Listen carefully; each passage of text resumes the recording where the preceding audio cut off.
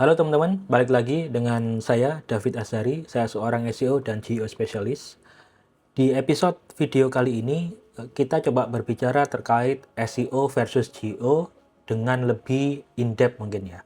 Tapi again dengan penjelasan yang very simple sehingga teman-teman dapat overview atau whole gambarannya itu kayak gimana gitu secara simple. Nah, langsung aja. Jadi kita akan bicara terkait SEO versus GEO ya teman-teman. Bedanya apa dan kenapa sih kita itu butuh dua-duanya? Ya kita butuh SEO, kita butuh GEO, gitu kan. Nah, 48% teman-teman data per Maret 2026 ya. Pencarian di Google itu sekarang muncul di AI overviews, ya kan? Sehingga itu juga mengakibatkan jumlah klik pada website itu pasti turun, gitu kan? Nah, lantas berarti SEO itu udah nggak relevan lagi, gitu. Eh, Jawabannya tetap relevan teman-teman, tapi ada yang berubah aja, gitu. Nah, di video ini yang akan kita bahas itu kira-kira akan ada 5 hal. Yang pertama yaitu apa itu SEO dan apa itu GEO, ya kan? Terus kemudian apa saja yang berubah di setiap SEO dan GEO-nya.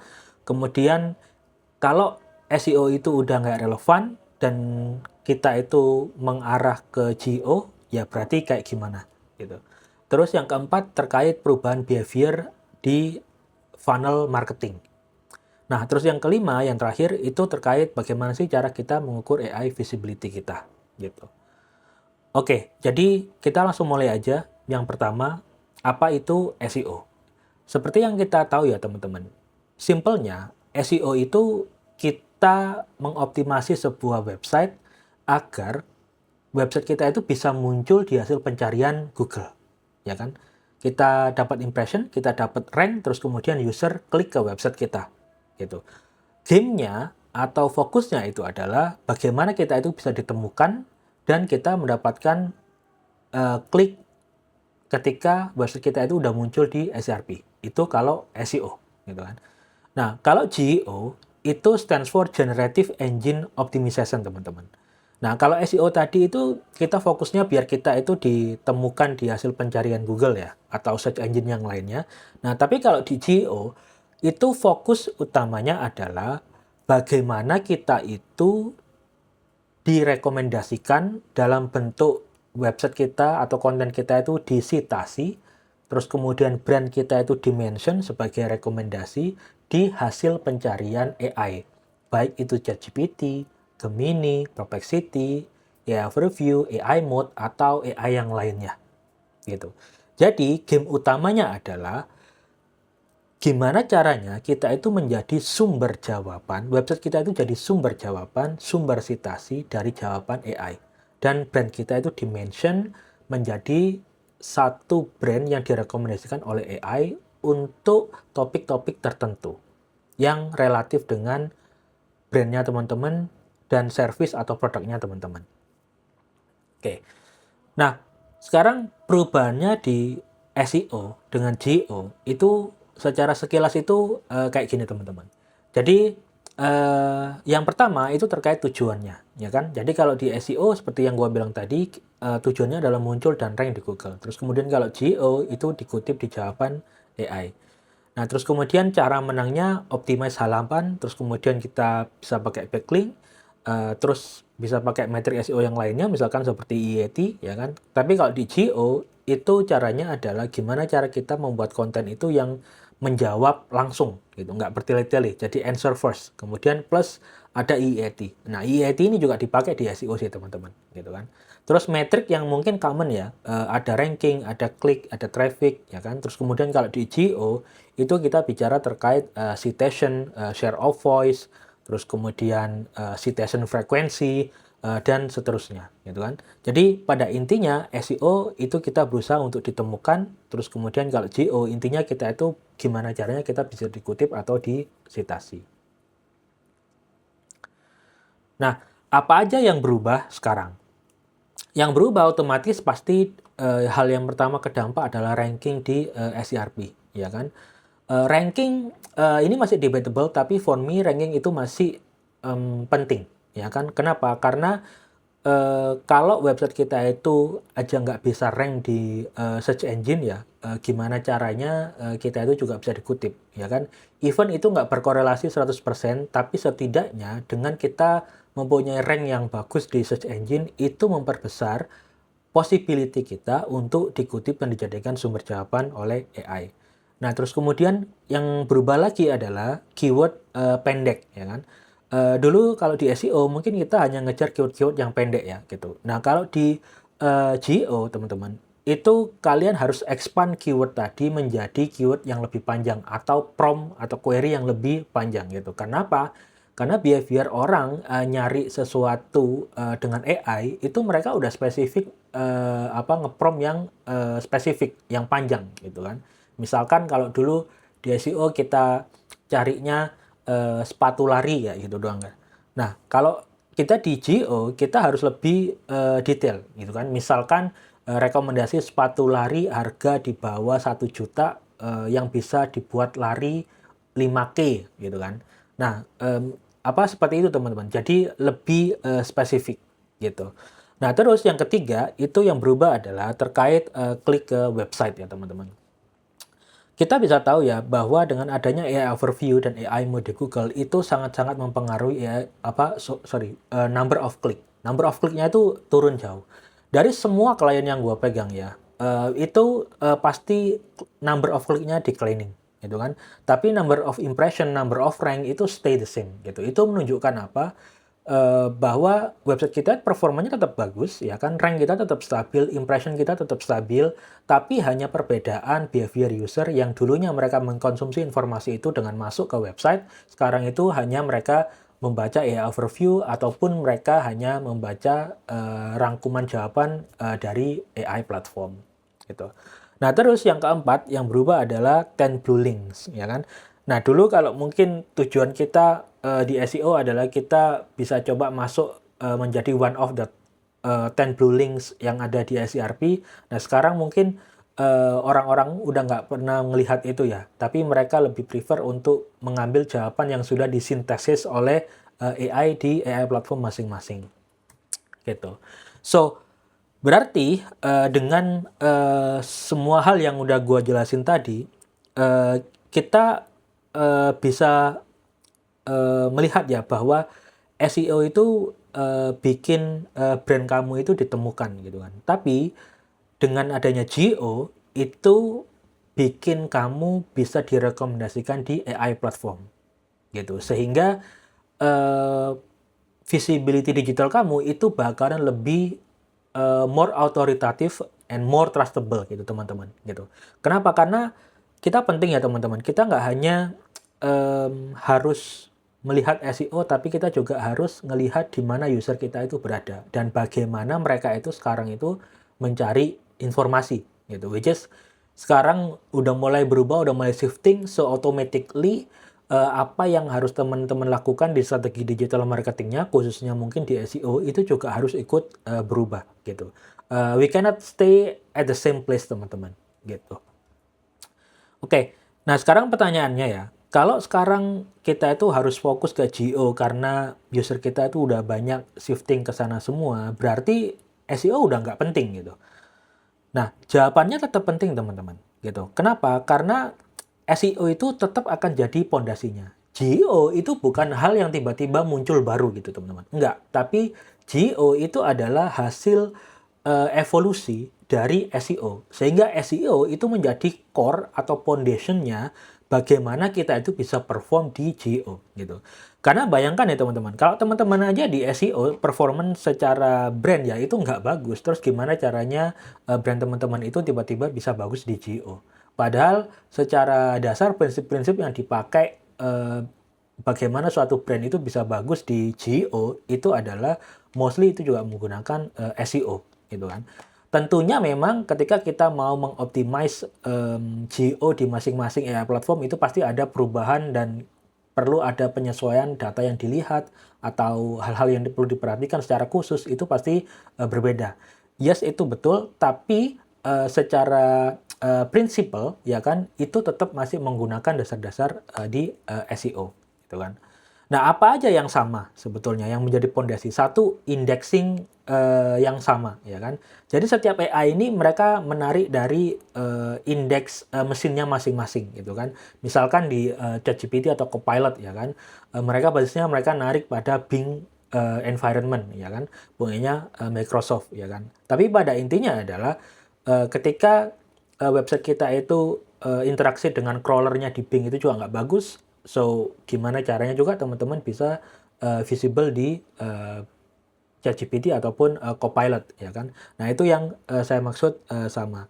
Terus ada EAT, gitu kan? EAT ini sama kayak di SEO ya, teman-teman. EAT ini experience, expertise, ya kan? Terus authoritativeness sama trustworthy, gitu kan? Hal ini sudah lama dipakai di SEO, teman-teman. Yang dipakai di Google juga untuk menentukan em, seberapa eh, legit website kita itu dilihat oleh Google dan direkomendasikan menjadi rank 1, 2, 3 untuk muncul di hasil pencarian Google. Nah, ini juga dipakai teman-teman di AI, ya kan. Terus juga plus ada entity sama clarity. Entity ini maksudnya ya kita itu sebagai brand, ya kan, kita itu harus jelas ini brand apa sih, ini perusahaan apa sih, siapa sih foundernya, servisnya itu apa aja sih, ini perusahaan letaknya ada di mana sih, dan bagaimana track recordnya dan seterusnya, teman-teman, gitu. Nah, yang ketiga itu terkait struktur answer first, ya kan. Mungkin kalau dulu di SEO ya itu ada anomali yang mana nulis itu kayak dipanjang-panjangin hanya untuk mengejar jumlah kata, ya kan. Jadi kalimatnya itu kadang banyak kalimat yang nggak perlu dan bikin itu bulet, ya kan. Nah, kalau di GO itu harus benar-benar on point, teman-teman. Jadi on point itu dijawab duluan terus kemudian dijelaskan dengan paragraf selanjutnya atau kalimat selanjutnya, kayak gitu. Jadi kita nggak bisa pakai dengan cara nulis yang bertele-tele, itu kita nggak bisa, teman-teman, gitu. So dengan apa yang gue jelasin tadi, so it obviously sangat jelas ya bahwa SEO itu pondasi gimana caranya kita bisa ditemukan, terus kemudian GEO ini sebagai pembedanya gimana caranya kita itu dikutip di AI platform. Dan yang pasti ya teman-teman, tanpa SEO, GEO mungkin nggak punya bahan untuk dikutip juga, gitu. Sehingga teman-teman harus perhatikan dasar SEO-nya biar performa GEO-nya itu lebih bagus. Oke.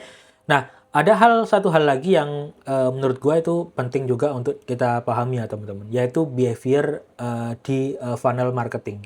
Kalau teman-teman masih tahu ya kayak corong terbalik itu, ya kan, yang ada top funnel, middle funnel, sama bottom of funnel, ya kan. Nah, yang dulu mungkin ya kalau di top funnel, middle funnel, sama bottom funnel semuanya itu banyak terjadi di search engine. Mereka masuk ke search engine, mereka masuk ke website. Tapi sekarang itu berubah, teman-teman. Nah, stage top of funnel, middle of funnel itu banyak pindah ke AI platform, ya kan? Jadi orang mencari informasi lebih cepat menggunakan prompting, terus kemudian mereka dapat jawaban dari AI, gitu kan? Nah, terus contoh ya, misalkan di top of funnel ya, misalkan dulu kalau kita ngetik di Google gitu kan ya, ada cara naikin traffic website gitu kan. Nah, mungkin kalau sekarang pindah di AI ya, mungkin bisa lebih panjang kayak gimana strategi orang naikin traffic buat toko online yang baru kayak gitu kan. Nah, jadi lebih kontekstual, lebih panjang, terus untuk stage-stage terutama di top funnel, middle funnel yang berhubungan mungkin dengan informasional atau navigasional ya, itu udah lebih banyak masuk ke AI platform. Nah, berarti kalau kayak gitu, apakah kita tidak perlu membuat konten yang kait top of funnel sama middle of funnel gitu? Karena toh otomatis mereka banyak di AI, berarti kan mereka nggak masuk ke website. Nggak gitu cara berpikirnya, teman-teman. Nah, seperti yang gue bilang tadi ya, kalau di top funnel sama middle funnel, brand kita itu nggak disitasi oleh AI, nggak dijadikan sumber jawaban, terus nggak bisa di-mention. Terus gimana caranya kita itu tiba-tiba di bottom funnel, misalkan orang mau nyari sepatu lari tadi, tiba-tiba kita menjadikan direkomendasi oleh AI. Kayaknya nggak mungkin aja gitu. Jadi tetap kita harus hadir di setiap funnel marketing gitu. Oke, so artinya dengan kita tetap melihat dan menganggap semua channel marketing atau funnel marketing tadi itu penting, itu artinya kita komitmen untuk menang juga di top funnel dan juga menang juga di bawah funnel. Jadi all funnel kita terus tetap hadir, cuma kita pindah areanya aja. Dulu mungkin di search engine, kalau sekarang mungkin kita di AI platformnya, teman-teman. Oke, nah part terakhir, kita itu gimana cara ngukur AI visibility-nya? Biasanya kalau tools yang gratisan ya, itu selalu gua pakai Google Search Console, ya kan? Baik itu SEO ataupun GEO, sekarang itu ada Generative AI, ya kan? Terus kemudian ada Bing Webmaster, itu ada fitur AI Performance, yang itu juga ngukur visibility kita di AI platform di Microsoft and Partner. Terus ada G4 itu juga baru launch, itu ada yang namanya AI Assistant Channel, ya kan. Terus yang keempat biasanya karena gue juga kerja di agensi, gue bisa akses tools berbayar yaitu Ahrefs Brand Radar. Gue pakai 4 tools ini teman-teman. Mungkin sama Uber Suggest ya, sama kayak Ahrefs gitu ya, gitu. Nah tapi ada beberapa hal yang berbeda ya teman-teman. Kalau tools ya, GSC Generative AI Report itu kamu cuma bisa ngelihat impresi aja yang penting gitu. Impresi kamu di AI Overview sama AI Mode, ya kan? Tapi kamu nggak bisa ngelihat kayak kliknya, terus kemudian kamu nggak bisa ngelihat query-nya, itu juga belum bisa ngelihat di GSC. Terus kemudian kalau kalian pakai Bing Webmaster, ini lebih lengkap teman-teman. Ya kan? Kalian bisa mengukur visibilitas kalian itu di Copilot sama Bing AI dan Microsoft Partner lah gitu. Nah, bagusnya di Bing ya, khususnya di fitur AI Performance ini, kalian bisa ngelihat URL-mu yang disitasi itu berapa, frekuensinya berapa, terus kemudian query-nya juga apa yang masuk ke sana. Jadi lebih penting. Lebih lengkap, jauh lebih lengkap daripada punyanya GSC yang untuk generative AI feature, ya kan? So, memang nggak semua AI bisa diukur di Bing Webmaster ya. Cuman at least kalian punya gambaran aja. Kira-kira data yang mau dipakai itu kayak gimana gitu. Terus di G4 itu ada channel AI Assistant ya kan, sumber traffic baru ya kan. Cuman di AI Assistant ini itu akan tertrigger, itu akan muncul ketika ada user yang dari AI ngeklik link yang masuk ke website kalian. Itu baru keukur. Kalau nama kalian itu cuma ke-mention atau disebut, itu nggak bisa keukur di AI Assistant, ya kan? Nah, kalian harus pakai third party tools, ya kayak Ahrefs yang gua pakai, ataupun kalian bisa pakai Uber Suggest atau Pick AI atau pakai tools yang lainnya, gitu. Nah, kalau di Ahrefs Brand Radar tentunya ini akan lebih enak lagi sih teman-teman. Kalian bisa comparing ya AI visibility kalian itu dengan kompetitor, gitu kan? Kayak share of voice dari lintas AI platform, ya kan? Dari AI Mode, ChatGPT, Gemini dan seterusnya, gitu. Terus kalian juga bisa melihat share of voice kalian dibandingkan kompetitor di masing-masing AI platform, itu juga bisa. Jadi lebih bagus. Cuman memang itu berbayar, gitu. Oke, so to recap sebelum gua close video ini ya kan, jadi yang pertama yang perlu diperhatikan adalah SEO itu adalah foundation, oke? SEO itu adalah pondasi dari GEO, ya kan? GEO itu lebih fokus ke bagaimana brand kamu itu dijadikan referensi jawaban oleh AI dengan cara dikutip nggak konten kamu, disitasi nggak konten kamu, brand kamu di-mention nggak di sana. Terus yang ketiga, kita nggak bisa milih satu-satu, oke? Kita butuh dua-duanya, ya kan? Karena tanpa SEO, GEO will not work, oke? Yang keempat, cara ngukur visibility-nya kayak gimana, apa aja, itu tools tadi yang kalian bisa pakai. G4, AI Assistant, GSC Generative AI, Bing Webmaster itu ada AI Performance, dan juga mungkin Ahrefs Brand Radar. Oke, itu aja. See you, bye.